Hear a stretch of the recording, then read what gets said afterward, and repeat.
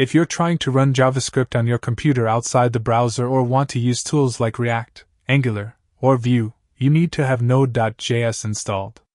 Without it, you'll keep running into errors while setting up development environments. Here's how you can easily download and install Node.js on a Windows 10 system.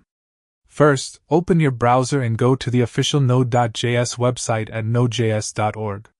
You'll see two versions available, the LTS version and the current version. For most users, especially beginners or developers looking for stability, the LTS version is recommended. Click on the LTS download button to start downloading the installer.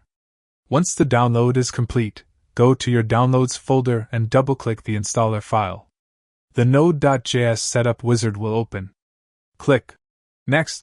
Accept the license agreement, and click Next again. It will then ask where you want to install Node.js. Just leave it at the default location unless you have a specific folder in mind. Click Next a few more times, making sure the default options are selected, including the one that installs npm automatically.